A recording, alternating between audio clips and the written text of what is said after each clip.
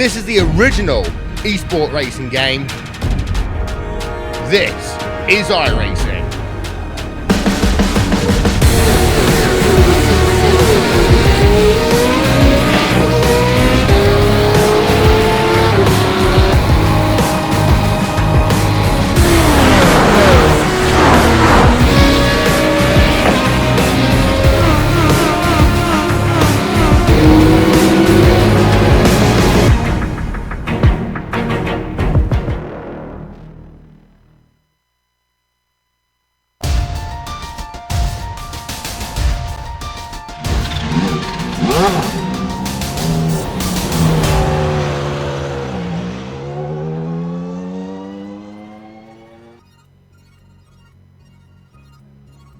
There's an old joke about how to eat an elephant.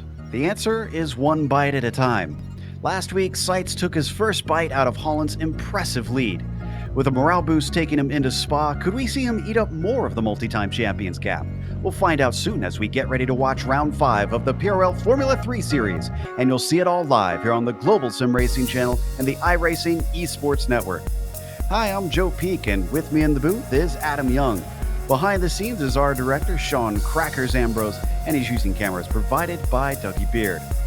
Spa is feared, respected, and lauded by drivers, even to this day.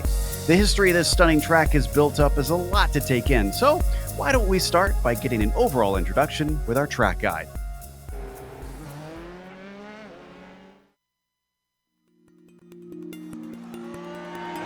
Welcome to Spa-Francorchamps. Less than an hour's drive east from the German border, this Belgian track has come to define racing for many different eras in the sport. It's no wonder it continues to entrance drivers when you look at the stats. The 7 kilometers over the course of a lap includes more than 330 feet in elevation change as it weaves its way through the Ardennes forest. Packed into this is 19 turns, some of which are considered among the most famous in the world of racing. Corners like La Source and Blanchemont have been on the lips of drivers for decades. But by far the most notorious is Eau Rouge and Rétillon. Typically referred to in name by just the first section, it dips low and swings left, then compresses and climbs to the right up a massive hill. The sequence ends with a completely blind crest that sweeps to the left and leads onto the incredibly long Kemmel Straight.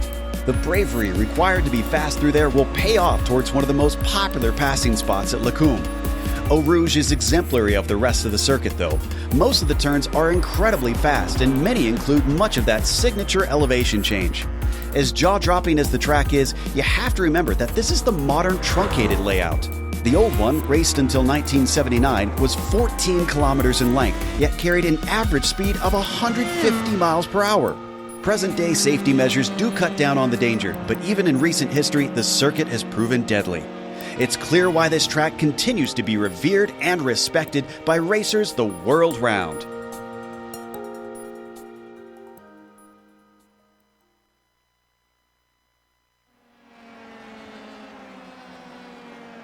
The Ardennes forest really is something, even in the virtual world. It's amazing the detail, Adam, that iRacing put into this. And I'd say that this is a worthy representation of what is really a well-loved track. It is. I mean, and this is one of my favorite tracks on iRacing, bar none, just anywhere. I love it. Of course, out here in Belgium today at Spa, with famous corners such as Wuhan and Eau Rouge. I mean, the history here writes itself. Been around for forever and a day. And if you know anything about auto racing history, I'm sure Spa's come up at least once or twice. Of course, we're running the classic pits layout here for today, which also means that the start finish line is after La Source. So be paying attention to that. 19 turns around here, 4.35 miles, 7 kilometers exactly. Joe, these F3 cars, they put on a pretty good show here. It's going to be a drafting battle out there.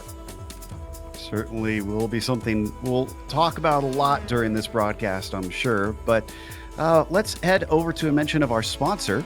Ready to compete against the financial markets? Supporting over 60,000 users across the globe, NinjaTrader provides award-winning trading software and brokerage services. NinjaTrader is always free to use for advanced charting, backtesting, and trade simulation.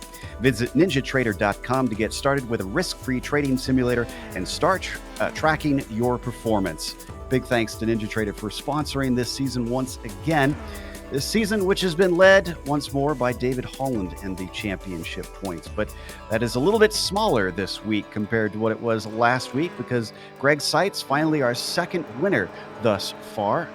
Last round, of course, at Road Atlanta went in his favor. But what about today? Warm-up's been looking good compared to Holland, of course. Seitz still has a long ways to go, so Roy is only about 6 points behind him, too. And then you could see Rod Clenard only 4 more points back from Soroy as well. And then James David 5 more points back to make up the top 5. Essentially second to fifth. It's really tightly packed together, and just one mistake could send you tumbling down the order up at the top of the group. What about the team's championship here, Adam? Yeah, the team's championship, usually a good one here in the PRL. And really, 55-point gap between Vantage Zero and Lavoie Motorsport. Believe me, with the way the points work here, a lot of that could evaporate in one race. And that would put Lavoie Motorsport and Vantage Rosso right there in the battle for the championships. Is definitely worthy to watch that. Davidson Motorsport in fourth, 67 points behind, and Rust Racing 76 points behind you.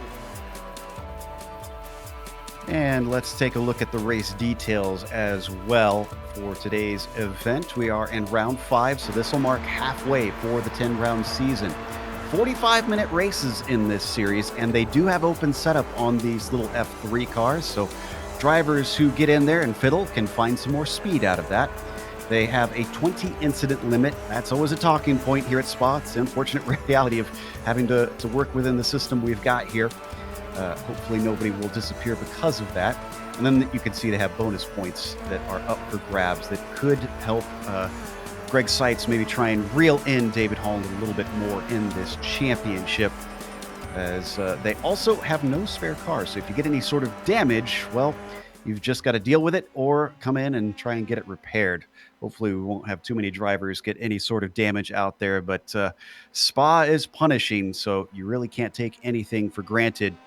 Please don't take our channel for granted as well, because we're being broadcast on the iRacing Esports Network.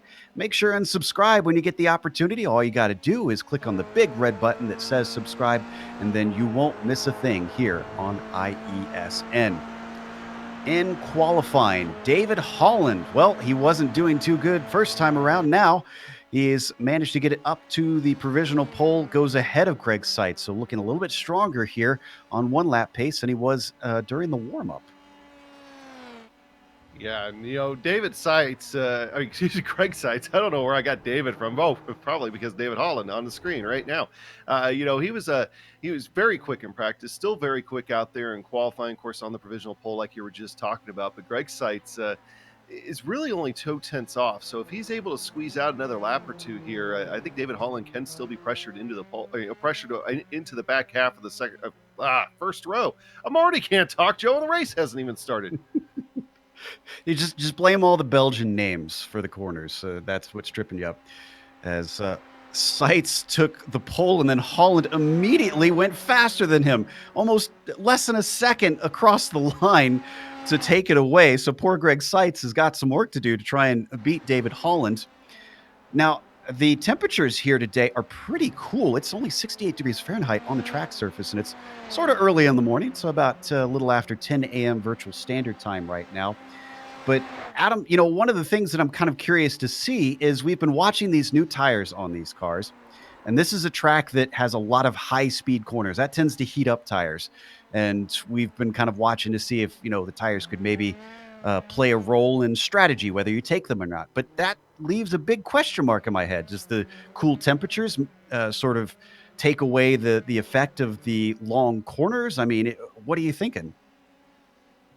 Yes and no. It is still kind of an older track surface. It can be abrasive on tires, but at the same time, I think that in these F3 cars, I think you're going just slow enough to where I think you're going to be okay, especially in combination with the cooler temperatures. But still, though, we're going to have to watch out. See how those pit stops go. See the cars go up on jacks. It'll be interesting for sure. So, besides Holland and Seitz, because I know we keep letting them hog the spotlight a bit, let's also mention that Rod Clenard led the warm up for quite a while, and he's sitting third, but he's taken it into the pits. And with such a long lap around here, he's going to have to get out essentially now to try and set another time. David Soroy is up in fourth. James David down in P5, and he's sitting on a 2:11.125, about 8/10 off of our pole position right now. So David still's got a lot of room to make up if he wants to be running with the big boys as we watch Gunderson come up over that famous Eau Rouge corner. Yeah, no Rouge here with these F3s. You pretty much take it flat out, no problem at all.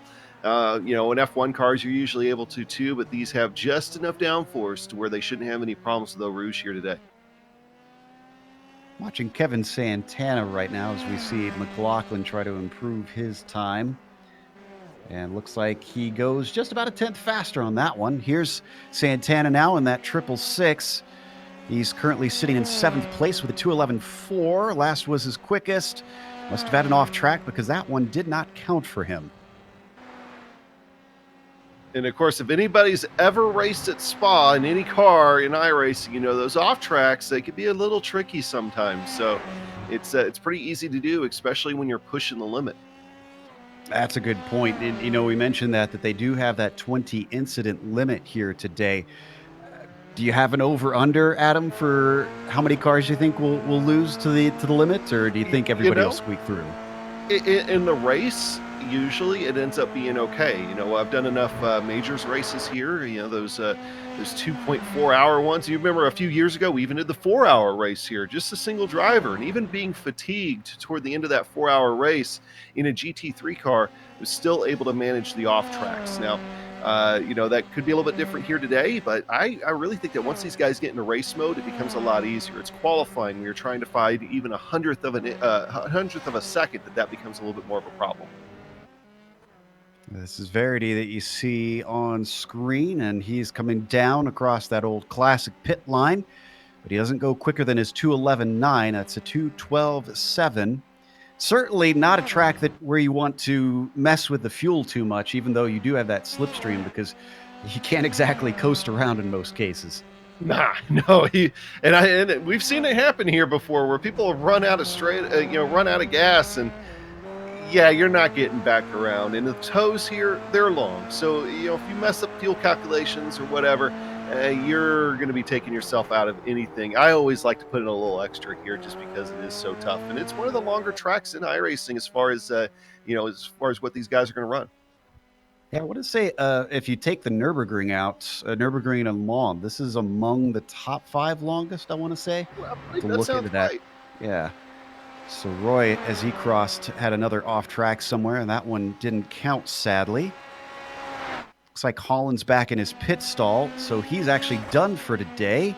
Not able to get out and improve. Greg Seitz is still going, though. He could take this pole away still as he comes down to the line in that number 74, and it's a slow one. It must have had a spin or somewhere around there because it was a 2:15.5. And David Holland, of course, sitting in the pits. I think he's going to be happy with where things go. Of course, he wouldn't be able to get out there and get enough time anyway. Looking at Crane Fuss and Nicholas Delp here coming out of La Source to see if they're able to improve their times at all. Delp will pull off. Ooh. And Crane Fuss picks it up a little bit, moves up to 7th from 12th. Yeah, nice jump up ahead of Kevin Santana with a 2:11.3. Down to 30 seconds left here, so only a few drivers are able to get around to try and improve. Sumner, who is going to be able to start another one. Let's see what that one was. 2:13.2. That's quicker for the number 98, and that puts him into P25. Let's see Stephen Verity coming down the hill too in the number 4 machine. Let's see what the New Yorker has. And a 2:11.6. That's up to 9th place. A lot of drivers finding time here at the end. And I'd almost have to wonder if maybe the track actually heating up a touch from how cool it was. Usually it's the other way around, but maybe in this case, maybe with that little extra sun, maybe it's helping these guys. Yeah, it does take a bit to get these tires up to speed on this new tire model. So I think you're right. I think drivers who are sticking with it are finding something in it. So Soroy, who comes out of La Source down the hill, is sitting on the outside of row 2 at a 2:10.5. Let's see what this one is. Oh, it's not quicker. Just about half a second slower, unfortunately. See Santana coming around after Richards. The 666 currently bumped down to 8th recently as a few drivers have gone faster. See if he can do anything. As he crosses the line, he does. A 2:11.1, that's up to P5. Oh, and I was getting ready to say Greg Seitz was coming, and then he pulled into the pits. So looks like he is content with that second place. There will be opportunities to try and pass, of course. Strike R's, another New Yorker, coming down to the line in the 177. It's only set 2 times so far. 2:13.3 is his quickest. Make it a 2:12.5. A lot of time found for him, and that puts him into 20th place. See Charles Sumner, of course. Charles Sumner coming out of the bus stop here. He also is one of the directors of the PRL trucks, which you saw last night, and doing his best to manage things over there. And always great to have Charles around. See if he's able to improve his qualifying time here. Coming out of he's gonna have come in. Oh, okay. So he's gonna call it good. Daniels did cross the line, but did not improve, so he stays where he is. David Hebert down in 29th. He's definitely going to find some time, and he does. A 2:15.8. Actually stays in 30th, as it looks like someone else has set a time quicker than him than I looked just a minute ago. So that means that our grid is set. Why don't we go through our starting order for today? David Holland on the pole. We actually still have David Soroy out here. Well, he crossed the line. So. Yeah, well, he's on a flyer. Still has about 45 seconds before we cross the line. I'm pretty sure he crossed it already with the checkered flag out as a thing. We'll see. Yeah, he was 4th before. I'm just worried he might be able to improve it here. That looks like that. He did finish it, I'm saying, because that one didn't count. So yeah, okay. Woo! Okay. That's a good call, though. If he did improve, that would certainly change things up at the top, where Holland leads the way in qualifying and Seitz follows him in second. Rod Clenard still has the inside of the second row. So Roy, you see, stays in P4. Kevin Santana up to 5th on his last go. James David will be starting in P6. And then Eric LeBlanc will be in 7th. Crane Foose managed 8th place with Stephen Verity in 9th. And then Nicholas Delp is the last of our top 10.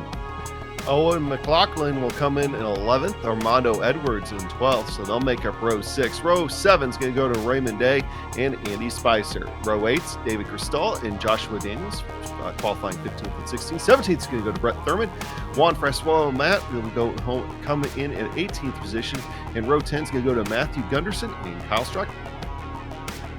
Then you've got Sebastian Prue in 21st, followed by Mike Richter in the 22nd spot. Christopher Richards will be starting in 23rd.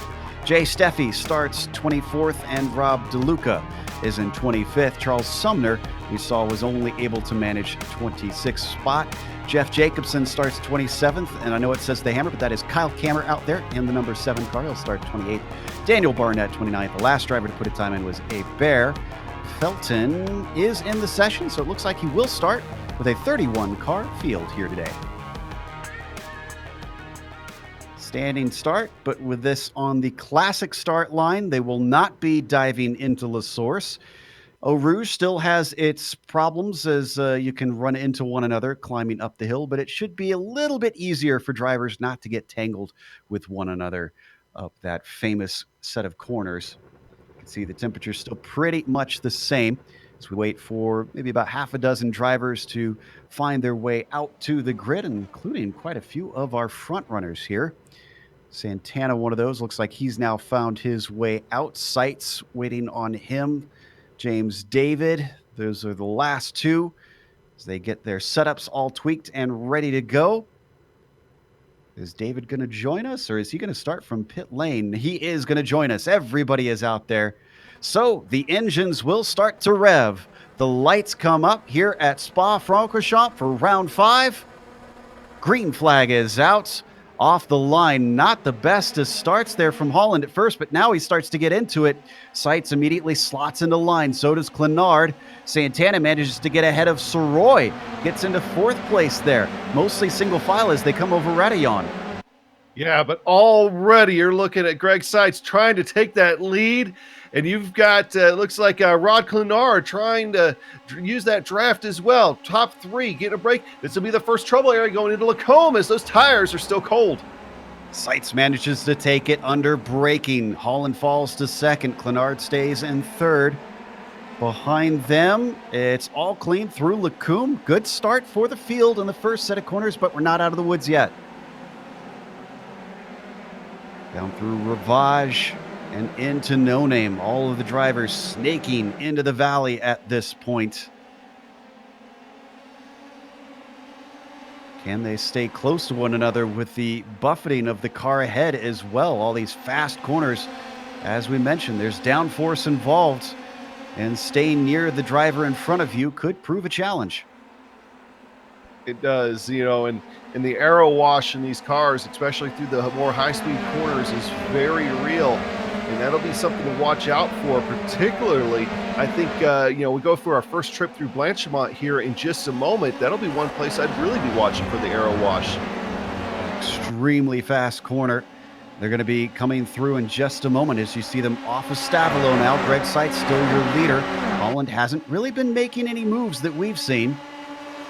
He's staying close here through Blanchemont. Both of them keeping it tidy on the track. Now he's going to look around the outside as Seitz holds off the middle of the road. Deeper on the brakes. Holland has the outside of the first apex, but the inside of the second one. They come onto the current GP pit straight with Holland retaking the lead. We ended up with our first casualty out of Blanchemont, and that was Matthew Gunderson with a hard hit, and Sebastian Pro is just all tore up back there. I think also Jeff Jacobson was trying to take avoidance maneuvers in that, and he wound up off course with a lot of damage. I saw a lot of parts scattered. We'll come back to it in a bit. First, though, I want to see if Seitz tries to fight back on Holland. He's got a good slipstream. I think we're going to see a lot of this today based on what we're seeing here. Clenard's not close enough to take advantage. Holland, is he going to try and come back at him? Nope, he's covered off. His Seitz blocks off the road. So Seitz, the leader once again. Holland into 2nd. Soroy is into 4th now as he overtook Santana.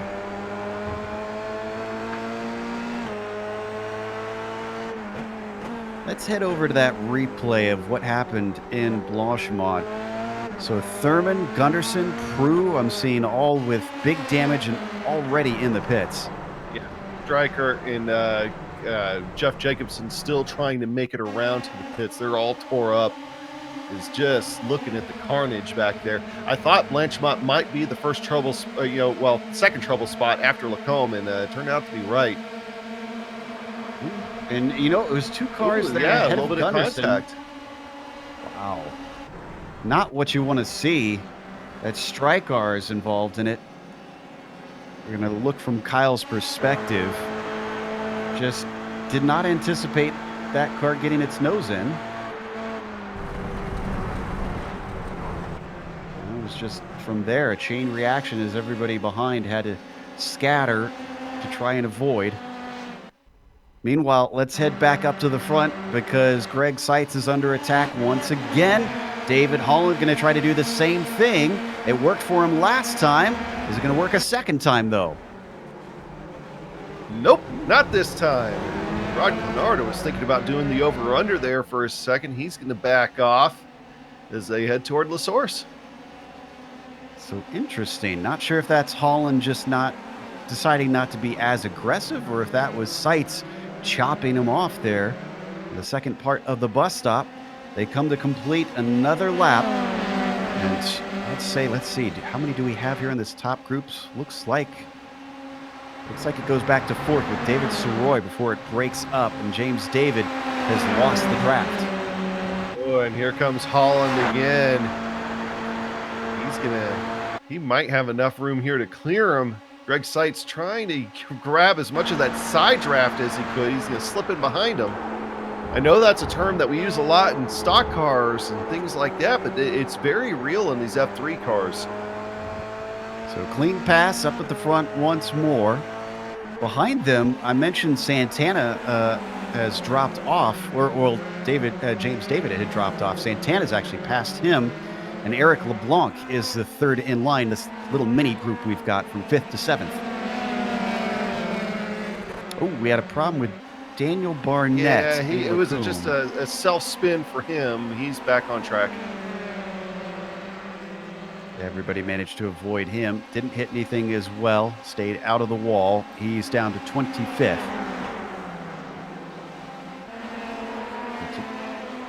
Continue to watch this battle from 5th to 7th. Let's look behind them. Verity leading a whole bunch of drivers. Cranefus, Delp, Day, Edwards, Daniels, McLaughlin, Cristelli. Everybody together here. They're all going to bunch back up together as they pick up speed and start to get the draft, which is actually our leader's not doing that right now because Seitz fell off of Holland, and Clenard actually might have a go at second place. Nope, looks like Clenard backed out of it as we stay on this battle back here. Coming down into the bus stop, looking to the inside, or to the outside rather. That's Delp trying to battle with Cranefus, but he fends him off. And if those guys keep running the way they are, they're going to be able to catch Stefan Verity here relatively quickly. In fact, I think they've already gained on him just a touch. They're going to start looking pretty big in his rear views. Oof. Yeah, he got awful big in the rear view mirrors right there, coming down into Lasource. It's a good thing they didn't touch because Delp nearly took out Cranefus in that moment. You know, I almost wonder if Holland intentionally waited, knowing that he'd be able to pull away in the middle of the lap. Could be. That actually sounds like sound strategy, but now he's separated himself there from Greg Seitz enough that it's hard to get his draft down going down the Kimmel. And Rod Clenard, this is Rod Clenard's time to attack if he can just get there. Yeah, and that's what makes me think that Holland was waiting and decided not to try and make the pass in the bus stop like we saw, and just wanted it up to Lacombe. Because Greg Seitz is struggling now. He doesn't quite have enough of that draft. So let's head back to Nicholas Delp, though. Still dealing with Cranefus, Day, and Edwards. This is the fight for 9th position as they come down towards Fanyes. I've been made aware that apparently this is also sometimes called Piff Paff. I personally prefer Fanyes myself, but regardless, they now come through Stavelot. Delp starting to gap Cranefus himself. Daniel's going to have to pick it up a little bit behind them. It's also closing in between Day and Edwards.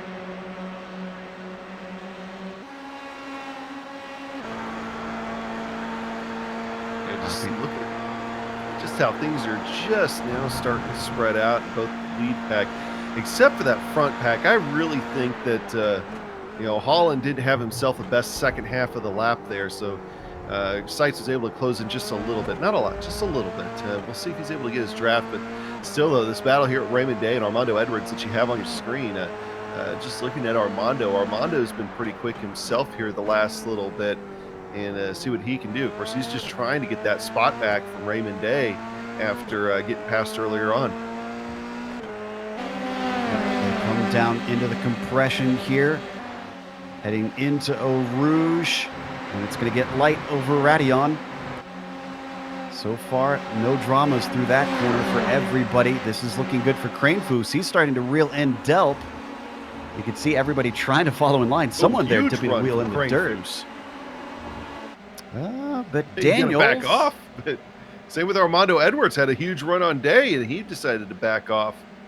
wonder if we're starting to see strategy now. Drivers looking to try and save a little bit of Ooh, fuel. but up front, Rod Clenard now around Greg Seitz. How did that happen? I'm guessing that was just a simple slipstream pass. I'm gonna guess so. I'm going back and Yeah, looking it was. myself here. Yeah, pretty much. Easy pass for Clenard. We don't need to go and watch last that. time by the way, he set the fastest lap of the race so far. Clearly quick. I told you in the warm-up, he was up at the very top for quite a while. So I think he's got a good setup on that machine. Come around the double right-hander, trying to get as much speed as possible because from here it is flat to the floor all the way until they get to the braking of the bus stop chicane. Both of them have lost big touch with David Holland. It's 0.9 of a second now from the 18 car to the 24 car. This is not good news because we've seen in the past, if David starts to stretch away, he is hard to catch. Very interested to see what they come in at this time as far as lap times. And David Holland. Go ahead. Sorry, Grainfoos had to fend off Day, who was going to try and make a pass on him, but just couldn't quite do it down into the bus stop chicane. And that backs them up, actually. Armando Edwards getting ever closer in their mirrors. They might even bring Josh Daniels in. He's going to be the fourth in line. You might get a peek of here in the background is locking him up. That was Grainfoos once again going a little deep into the corner. This is certainly going to give a big slipstream once they get to the top of the hill.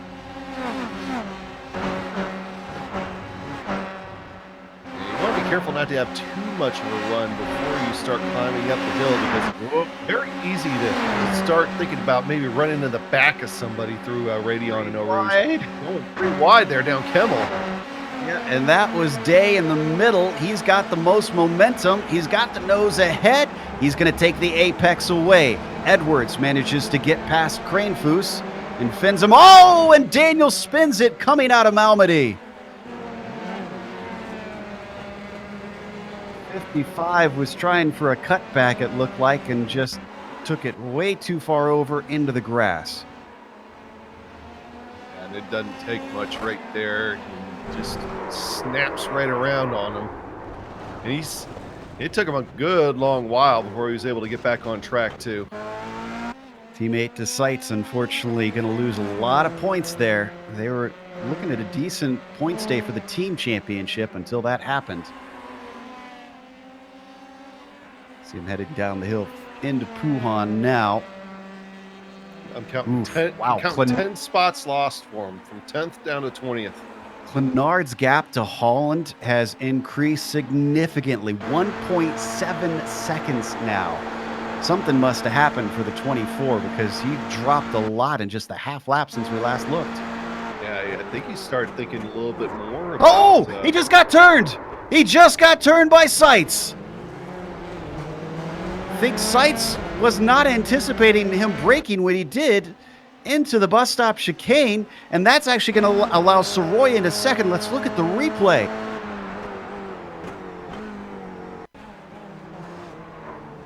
That back end he really got that thing up in the air. And, you got to be careful about that now, too, because with the way the new damage model is in these F3 cars, you can damage your suspension like that. And Raymond Day had the exact same thing, except he went into the wall, and it was Edwards who pushed him. Let's see if we can find that, because it happened pretty much right after. There it is, yeah. The aftermath. Unfortunately, the 77 finds his race done. The 26 just giving him a little shove off the road. Enough to separate the right rear from the machine. That's hard contact in the wall there. Man, that is a couple big drivers finding themselves out of contention. So your new order up at the top is Holland leading, Soroy into second. Seitz is still in third. He did not give the spot back to Clenard, interestingly. James David is the last of the top five, and he actually might be battling with Santana, who's just barely within range of him. I would suspect that Seitz will end up giving it back to Clenard at a point where it's not going to hurt them both, because they both had to get on the pedal real fast. Richter is off course here. This happened with Kyle Kammer. And it's the same thing. These cars almost need brake lights, it seems like, because third incident in a row where it's a driver just gets into the gearbox of the car ahead. And it's all that's all in preventable places too. Like, there's going to be hard braking. That was Kammer in the black machine that got turned around, and Richter eventually got it going, but looks like maybe had some damage from the contact. I don't think the diamond plate front wing prevented the damage exactly right there. That's certainly not. Rescue Racing, they got some of the best paint jobs I've seen out there, and I like their mission too. It's rescue racing for rescuing animals, and they try to raise money for nonprofits that are out there, and it's really cool to see them see what they do, and their paint schemes are just awesome too. Yeah, I love the ideas that they come up with. Let's head back to second place. So Roy is being chased by Seitz with Clenard just behind him. This is a three-way battle to settle out second place, about 3.5 seconds a gap up to David Holland. Unless something happens to David, maybe some lap traffic or a mistake, his pace has been pretty good thus far, so it's not looking hopeful for them to try and challenge for the win. And the bad thing about that, though, is, especially for Rod Clenard, is Rod Clenard was catching him. It wasn't a lot. It was about maybe 1,500ths every single lap. But eventually that he would have been able to get back in the draft and saw that gap close up even faster. But now, all Holland has to do is just stay out of trouble, and he'll come away with it. As I don't think there's anything that Soroy can do to catch up to him. In fact, Soroy's going to have his own trouble here with Seitz and Clenard in the next few minutes. Yeah, based on him not really being as close to them earlier, I suspect that Seitz and Clenard should start to reel him in bit by bit. Of course, it won't always be easy. They all three seem to be pushing currently, coming now through Blanchimont. Soroy is out of reach, so if Clenard and Seitz find themselves squabbling, they could lose a little bit of time, but they're going to stay single file here into the bus stop. Currently have 25 cars left running. 24 of them are still on the lead lap right now.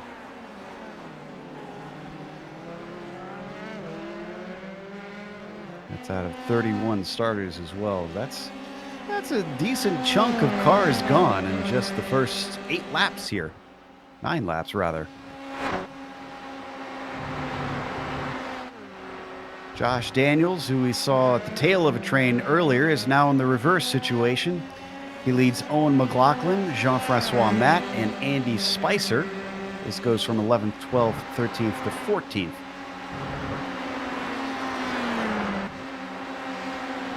Daniels going to give a little bit of a tow to McLaughlin up the Kimmel straight. Owen is there or thereabouts. So looked like he didn't have the best exit off of Radillon, though. Doesn't look like it hurt him all that much. I'm sure he's thankful about that, because if you don't have a good exit off Radillon, you're in for a world of hurt. Yeah, definitely. So at least he limited that damage to a certain extent. Now down through Rivage, switching directions completely and then swinging left through No Name. He's sticking with him. McLaughlin, whatever time he did lose, he's made back up and then some, because it's down to 0.4 of a second. Can he hold it through Puhan, though? Down to one of the lowest parts of the track at this point. He is indeed going to stay with it. A couple more corners. Once they get off of Stavolo, he's actually going to have a good chance here. He's going to have a long way. I think he might be able to get him by the time they get to Blanchimont. They lost a little bit of time there, but still, it's 0.4 of a second. Let's watch and see as they pick up speed, 145, 150 miles an hour. By the time they hit Blanchimont, 152. Flat out for both of them through the corner, but McLaughlin just isn't quite there.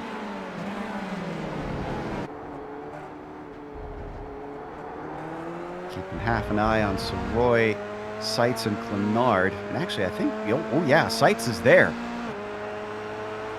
Let's take a look at this battle for P2 once again. Up and over the hill they go. And Soroy, I think he was starting to focus too much on Seitz behind him, and he's probably going to get him here going down Kemmel. But, for a little while there, Soroy did have a lap or two where he was faster than Holland, and that's all going to be gone right there. Yep, there he goes back into third. Seitz back into P2 where he started this race. But he's now got that 3.5 seconds, which hasn't increased since we last looked. It's stayed about the same up to David Holland. Yeah, it got down to about 3.2 seconds there before this last lap. And it's like, David, if you're listening, man, I said back it off a little bit. I didn't say back it off that much. You're not going to be able to do that with Seitz now in second. So with all the attrition we've had, there are some drivers who've made some good climbs. Christopher Richards, I'm seeing, from 23rd to 16th is not bad. He just lost a position. He was in 15th, and Jay Steffi managed to slipstream by. Steffi's similarly made really good inroads, 24th to 15th for him. So those two have been climbing upwards.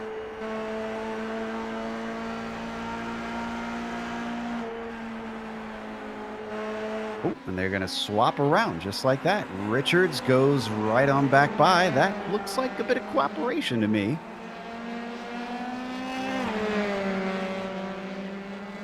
We won't pull out the DW, though. Don't worry.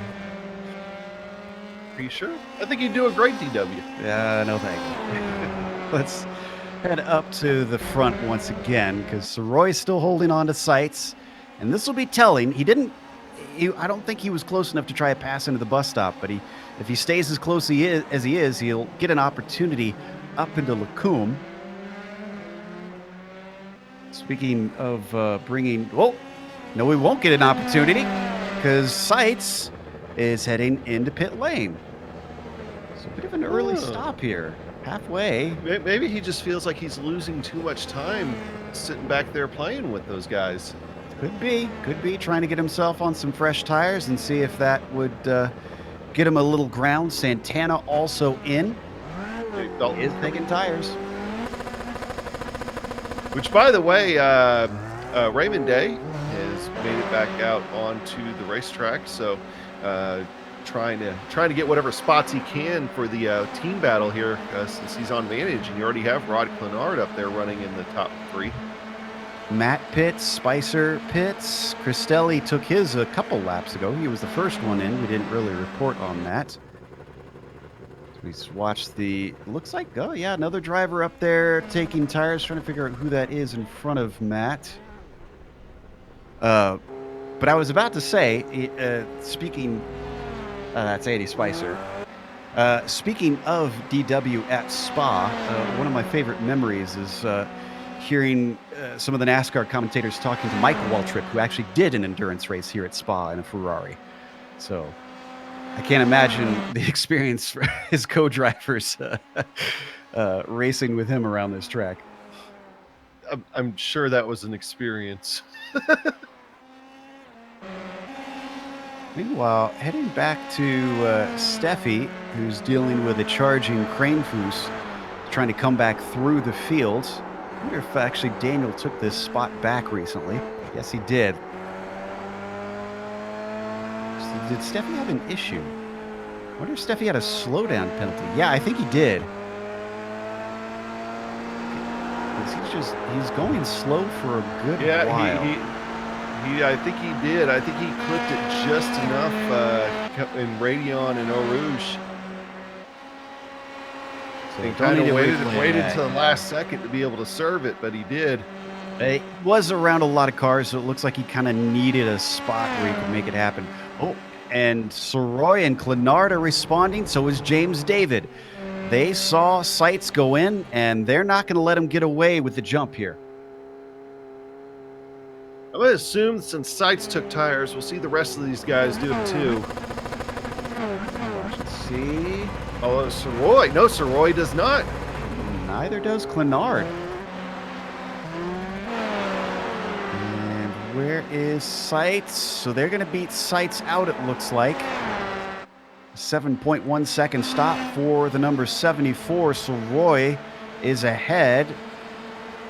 And looks like he's got speed, though.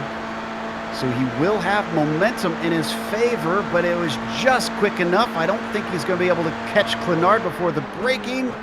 So Clenard and Soroy managed to jump Seitz, but what are their tires going to be like come the end? Yeah, that was a big question that we had during the pre-race. What was the tire wear? Well, so far, Holland has not responded. He's just chilling out there with what is now Holland's going to wait till the last possible second to come down, I think. He's in a good spot. Keep turning laps right now. Well, for a second, we had Mike Richter up at the top of our timing and scoring, and I guess it was a glitch because he's gone back to 20th, so I wasn't sure if he had a wreck or not there, so everything seems to be fine for the number 51.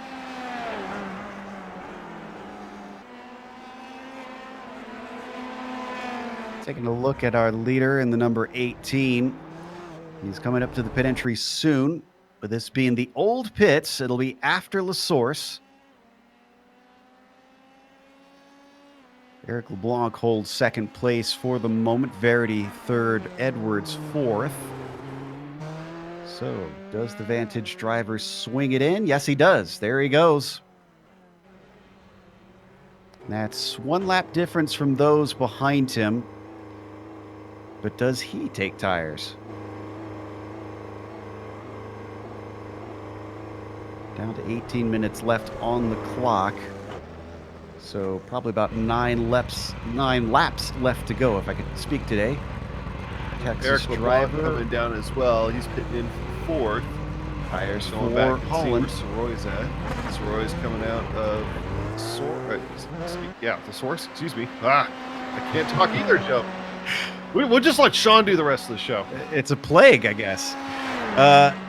So Holland back out. 7 seconds stop. Soroy is up over the hill. He's going to come out with a good lead. Yeah, 2 seconds quicker for Soroy not taking those tires, but that's not enough. I think the big thing would be whether or not it actually got him a slipstream, but the answer seems to be no, because as the clock catches up, it's about 2.7 seconds. Ground gained, but it's a little bit shy of what he needed.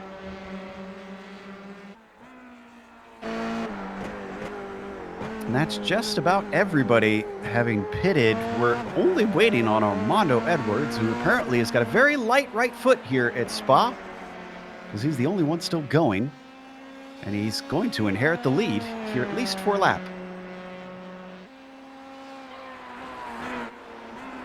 And let's hope he doesn't run out of gas.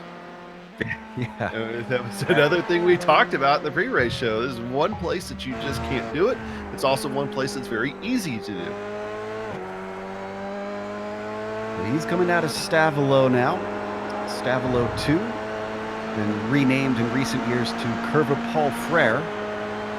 Not exactly a well-known Belgian driver, but more power to him, I suppose.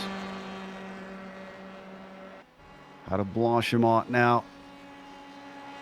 Edwards leads Holland by 6 seconds, but that's all a bit of a moot point here, since we're waiting for this bright purple and yellow machine to head its way down into pit lane and take its scheduled service. Haven't missed much in terms of the temperatures. It's already 11 a.m. virtual standard time here in the Ardennes, but it's still about 70 degrees Fahrenheit. This battle has not gone away between Soroy, Seitz, and Clenard. Now, Seitz has managed to get back past Clenard since we last looked. So he's up to third place. He hasn't been able to overtake David. Edwards comes in, so they all move up one position. Holland back to the lead. This is now a battle for P2 instead. So that gap there was, going back first to second.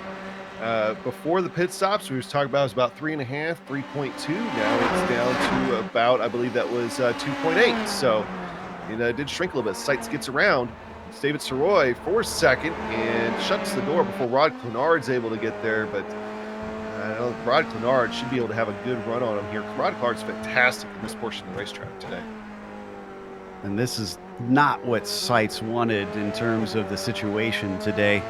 You mentioned that he only finally beat Holland last round for the first time. Wow, they took a lot of that AstroTurf there on the exit. Got to be careful because it is slippery. But yeah, I feel like Seitz has got to be watching this and feeling maybe a little bit frustrated because he's going to not only lose more points, but this will mean, if it finishes how it is, that Holland will have won 4 out of the first 5 rounds, and that's half the season over right there. When you think about it, it didn't have to be like that because if that contact didn't happen earlier between Seitz and Clenard, they would be right there with Holland right now. That's a good point. And that's not the first time that contact with another car has hurt a race for Seitz. The first round, he and Holland came together in Japan, and Seitz unfortunately wrecked out while Holland went on to win the race. That's what caused such a huge gap as things are, despite the pace that Greg has been showing every round thereafter.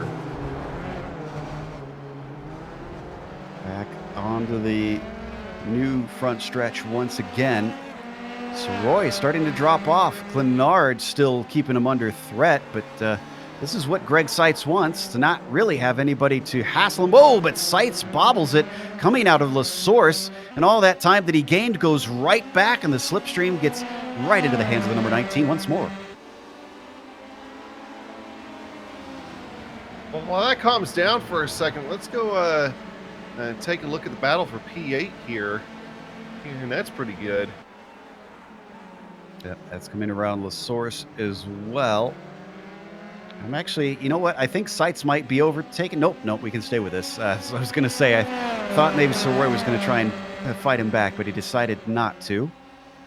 But we'll get another look at a slipstream battle as they now come on to the Kemmel Straight. Up and over the hill, we ride on board with Daniels in 10th, following Edwards and McLaughlin. We're hearing Jay Steffi might have had a problem in the 247 machine. Ooh, a very strange problem. He spun it out a long time ago. We'll have to go to a replay about almost a whole minute ago. This started on his own, and he just sat in the middle of the track for a long time. And then eventually somebody hit him. It was Andy Spicer, and then he's thinking about when can I go around? And he goes around, and I think that was Charles Sumner. Yeah, Charles Sumner was right there. And then they kind of get locked together for a moment. Yeah, there you see. I don't know why he just stayed put. The only thing I could think, maybe he had a hardware problem. It could be with the way it snapped around. Maybe brake pedal went to the floor or something. Or yeah, maybe all pedals just went. Yeah, that too. Just had no inputs, and that would explain why he didn't take off afterwards. See, Nicholas Delp just disconnected. Go back and see if something happened to him, or Let me see. Ooh, and that replay that we just saw of Sumner, yeah, that's damage on the front wing. That's not what you want right now. So there's a decent race ruined for him, unfortunately. yeah, Nicholas Delp, it's a connection issue, and he did that, so that's going to cost him a top 10 spot here today. Well, let's look back up at Rod Clenard and David Soroy. They've since swapped positions, and Rod is up to P3. I think they're going to switch back around. Nope, David is going to back out of it by the time they hit the braking for Lacombe. These two are under no threat from behind. Really, the only reason for them to work together would be to try to re-catch Seitz, who is currently about a little under a second and a half ahead of them in P2. But Santana, he has certainly not got the pace to keep up with these top 4. He is a whole 9 seconds back there in P5.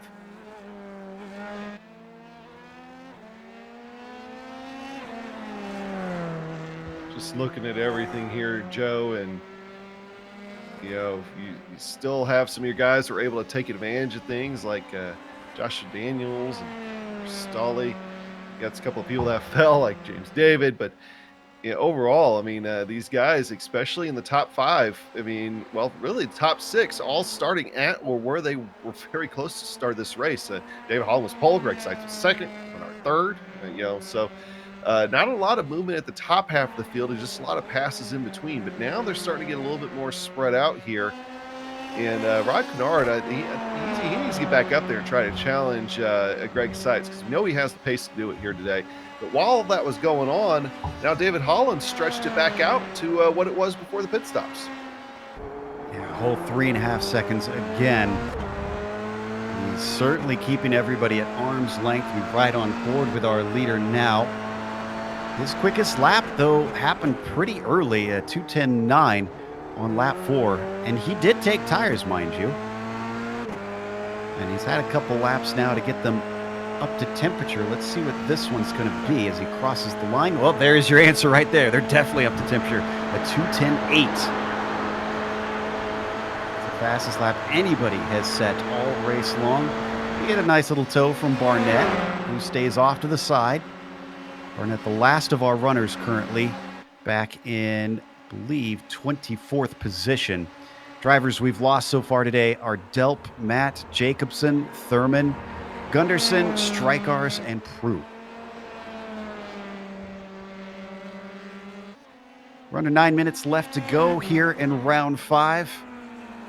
So opportunities are starting to wane. And why has Cristelli come in for a second pit stop here? Fuel must not have put enough in the first time. I think, because I'm not seeing him hit. Trying to see if maybe something happened to him though too before I just automatically assume that, but that's what my gut would tell me. Yeah, I'm not seeing anything. Yeah, he didn't have anything pop back into place. He was very quick in and out, so he must have not quite put in enough there. Got to get those fuel calculations right. Back in 8th place, Edwards and Daniels. These are two drivers we've seen a couple times this race, and they're not willing to give up the spotlight quite yet. This is one of the closest fights on track currently.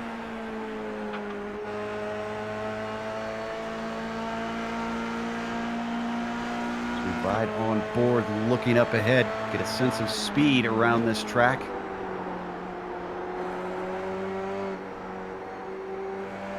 This is one of those cars that does indeed race here at Spa, the F3. Granted, this is the slightly older version here on iRacing that does not have the halo on it.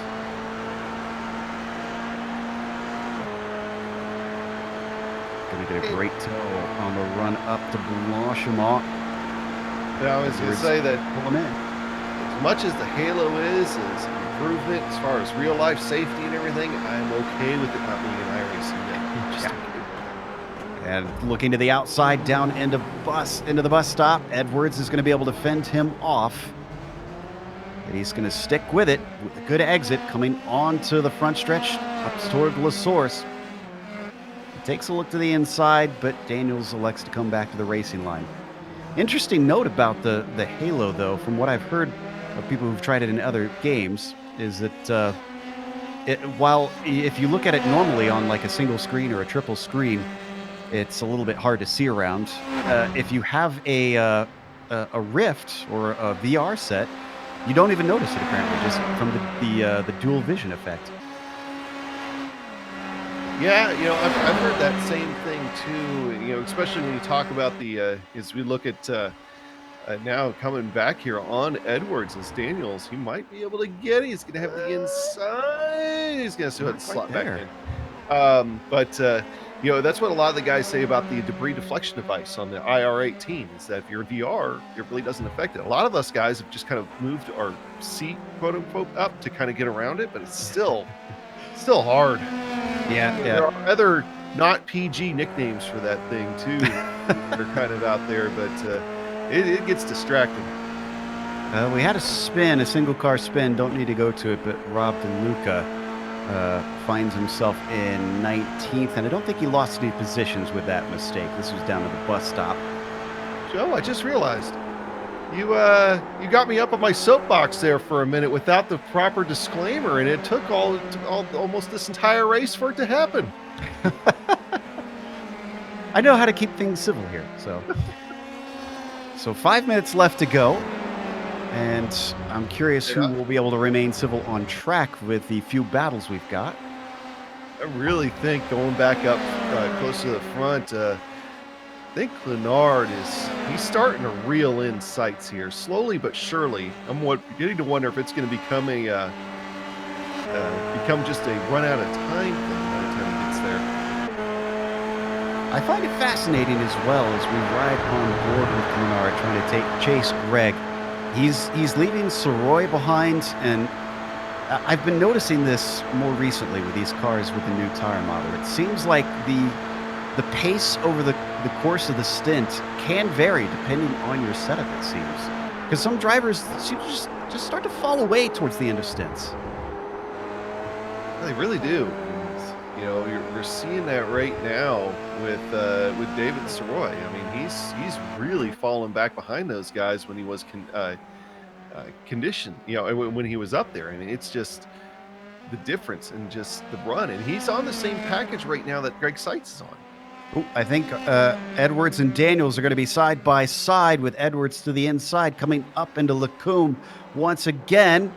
But Daniels is not going to give it up this time. He tries to fight back, and Edwards is going to be able to get P8. Daniels still doing what he can to try and finally peel that thing away, but he's having a hell of a time.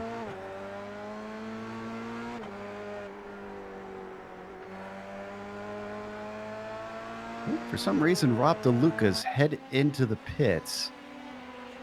Did he run out? Oh, he had an accident. He had a decent-sized wreck here. This happened coming out of Fanye's, actually. Let's take a look at the replay. Oh, sorry. On screen, looks like we won't be able to see it now because that action's not going away. Daniels finally gets ahead of Edwards. Now he is up to P8. But it's one thing to pass them here at Spa. It's another thing to actually keep them behind you.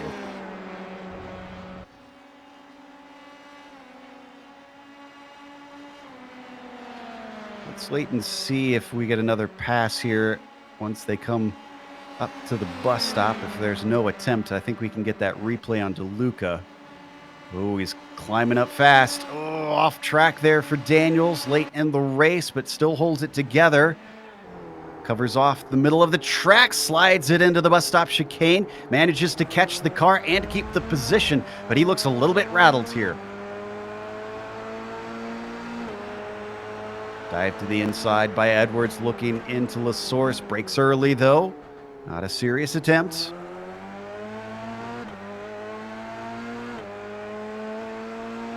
Behind them, they've got Owen McLaughlin, also looking to try and gain a position.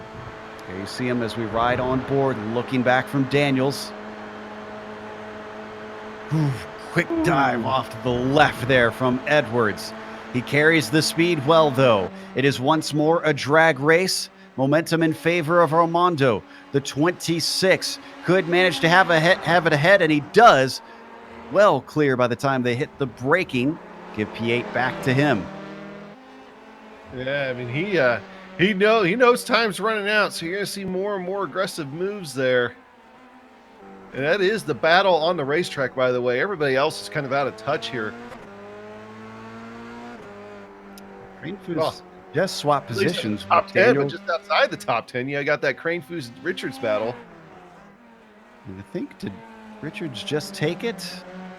No, it looks like they've traded it around, if anything.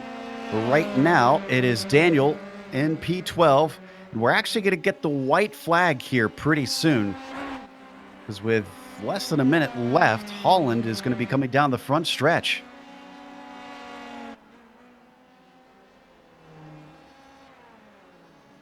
Here you see our leader, the Texan, with already many championships under his belt, is well on his way to another one. But he still has much of the season left. If anything, this is a good sign, but no guarantee. And over through Eau Rouge, we head back to that battle between Richards and Cranefoos.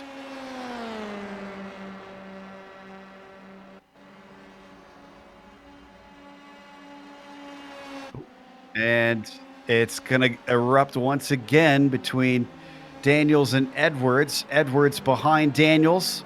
And they've got McLaughlin now solidly in their tow. They get the white flag as well. One more chance.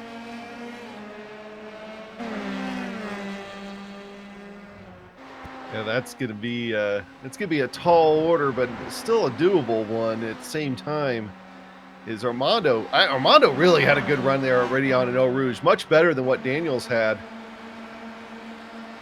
I don't know if it's He's enough, he's though. just not going to have enough time before Kemmel. He's got to stay right underneath his rear wing and maybe try to get him, maybe even before they get to Blanchimont.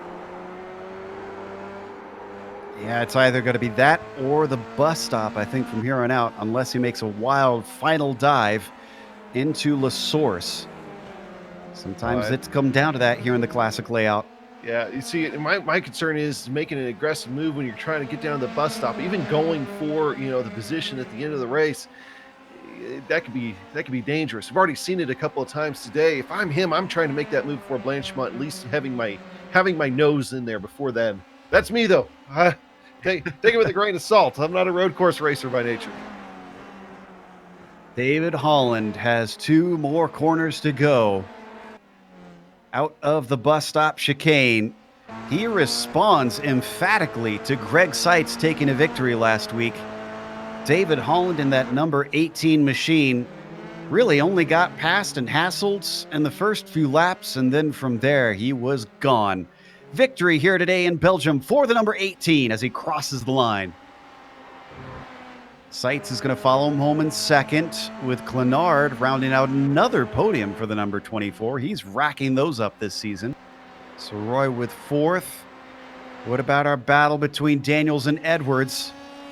Daniels should be able to hold on to it, but Edwards is still right there. If he slips up once going into La Source, it's going to be a problem for him, but we'll see here. One last corner. Just got to keep it smooth, and I think Daniels does. Yep, that's a good run off the corner. So that is going to give 8th place to Josh Daniels. Edwards settles for 9th, and McLaughlin rounds out your top 10. Cranefoos and Richards. Well, someone must have had a problem. I think it's Richards, because he is now well back. Oh, he made a pass, or an attempted pass on Cranefoos, and spun it out by outbraking himself into the bus stop chicane.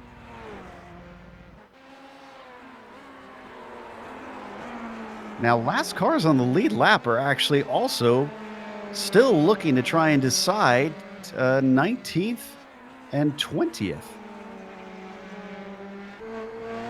All right, Sumner hopped over from the truck tier to the F3 car. And Sumner was 3 seconds faster than Herbert that last time by. Hey, Bear, excuse me. And he's really got some speed here. David tries to cover off the middle of the track. Will he take the inside or the outside? He's going to take the inside. Sumner's going to have to be brave on the brakes, and he is. Oh, but he starts to lose it as they almost touch wheels. But Bear keeps it together, and he is going to be able to hold on to that 19th place. Nicely done. If I'm Charles, I'm doing the same thing. Just because, hey, last car in the lead lap, I have nothing to lose. Yeah, I'm going to dive it in there. As long as I don't take the other guy out, I'm going to give it my best shot. He just about did. As not often that you get 2 cars facing each other and nearly touching noses, and they come out the other side. Oh, he's trying to give him the position. Oh, you don't need to do that, David. You earned that, buddy. That was a good run to 19th. We're going to go to break and hopefully be able to talk to a few of these drivers as we have the upcoming races on our screen, but stick around for the unofficial results as well as driver interviews.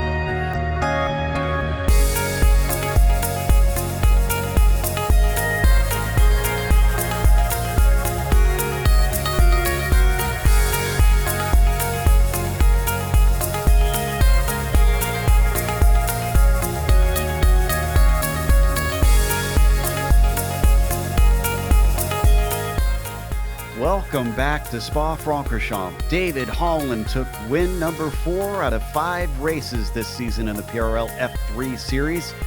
He wasn't quite challenged for much of the race. It was just at the start he and Greg Seitz swapped around a little bit. Seitz did wind up in second, but boy, he had some troubles in there. He and Rod Clenard actually coming together at one point. Clenard wound up third, with Soroy finishing P4. Santana, a lonely race to take 5th back there, with Eric LeBlanc in the 6th position. And you've got Stephen Verity in 7th, followed by Josh Daniels climbing from 16th to 8th. Very good run from him. He fought all the way to the line with Armando Edwards, who finished in 9th, and Owen McLaughlin wound up 10th. Yeah, and coming home today in 11th, you'll find James David. Started in 6th, had some problems, comes home in 11th. Same with Daniel Cranefuss, who tried to make the most out of it, though, coming home in 11th and 12th. Chris Richards coming home in 13th. 14th going to Andy Spicer. Costelli coming in 15th. Jay Felton 16th. Mike Richter in 17th in that restoration machine. Kyle Kamer in 18th. David Cabert in 19th. And Charles Sumner in 20th. Everybody from there on down, lap down or more. DeLuca, I believe, wound up a DNF in the end. And a few other drivers, of course, behind them, not able to finish this race. But we do have David Holland ready to talk to us about this one. David, you rebounded from missing out on the win last week to taking your 4th victory in 5 races. This is a pretty good record to start the season with. Yeah, hey Joe.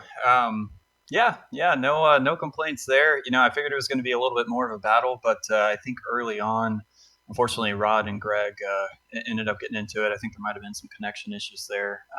And then, after that, just trying to manage and not get myself into any trouble. Both Adam and I were wondering about how the tires would behave this race because there's so many high-speed corners here at this track. But it was very cool out during all of it. What was it like with them over the course of a stint? Did the temperatures keep them from really going away? You know, it was actually really interesting. So first of all, we were all running, I assume, up there at the front. Most of us seemed to have pretty low downforce sets, which, really made the tires stand out a little bit more since you don't have all that aero grip.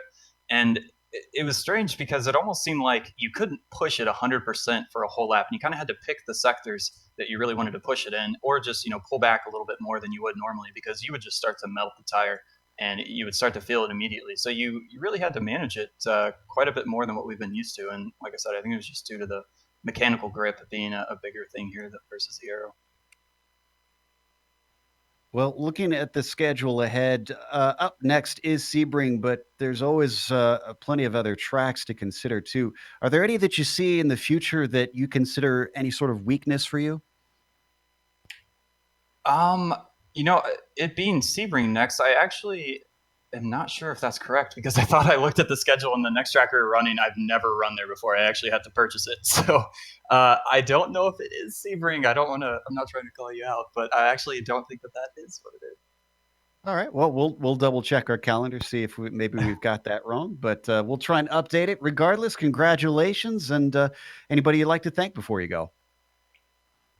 Yeah, definitely. I want to thank you guys there at GSRC. Do a great job broadcasting every week, and PRL for organizing, Ninja Trader for sponsoring, and got to thank the Vantage team for getting us a nice setup this week. Father was in there spotting again, so I'll thank him, and the wife for being a good sport about it. There's David Holland, your winner here today. Up next, we've got Rod Clenard talking to Adam. Yeah, and just found out it's Phillip Island that's going to be hosting round 6 coming up here next week. So they'll be continuing the international swing. And of course, we've got Rod Clenard in here now. Rod, racking up the podiums here all of a sudden, buddy. Yeah, fortunately, this is a track that I'm pretty familiar with and I like on top of that. So when you get a good combination like that, a good result is expected. I'm just glad it happened. I was proud to be on the podium. Now, of course, a little bit different here as far as the, you got the draft that you're playing around with. You have the tire wear. Now, as far as the tire wear goes, we were kind of talking about that earlier on. What was your experience with it here today? My experience was early on in the race. It's quick. It's quick early, and then it just kind of flattens out as far as the grip, and then it might even decline a little bit. You really got to start hustling the car and pay attention to what you're doing with the wheel and the pedals. It starts to get a little skatey, but as long as you keep on top of it and stay ahead of it, you should be okay. All right, so now that you've had a kind of a good run here of good solid finishes, going to another track with Phillip Island next week, another flowing type of track. Are you going to be able to duplicate the result there? I sure hope so. I've never even been to Phillip Island, so a lot of practice is in my future. All right, man. Well, hey, before we let you go, anybody you'd like to thank? Absolutely, all you guys that put on this race, I truly look forward to racing this every Thursday. It's a lot of fun. Ninja Trader, everybody at Vantage, it's just it's been really fun. I'm glad I joined. All right. Well, hey, Rod, thanks for joining us, and we'll send it back over to Joe. Thanks, Adam. Our third place finisher, Rod Clenard. And we also want to thank our sponsor before we go. That, once again, is Ninja Trader. And if you want to check out to see what they can do for you, it's at ninjatrader.com. Also, a thank you, of course, goes to iRacing for putting us on the iRacing Esports Network. Make sure and subscribe. Very easy to do so. All you got to do is click the big red button that says subscribe. Thanks to the companies that provide the software and the hardware for our broadcasts. They're listed here on your screen. Additional thanks go to June Lalonde, who provides our wonderful music. See the screen for how to get a hold of more of her great work. Thanks to the team today, Adam, Sean, and Dougie. If you'd like to find out more about GSRC, including upcoming races, you can find it at globalsimracingchannel.com. Our social media is also out there. Twitter is at GSR Channel, Facebook, Global Sim Racing Channel, and Instagram is GSRC_Graham. As we mentioned, updated info here is Phillip Island, not Sebring, for our next round. That'll be Thursday, January 30th at 9 p.m. Eastern. We have upcoming races for other series listed on the screen, so check those out and mark them down on your calendar. But until next time, race clean, race hard. We'll see you on the track.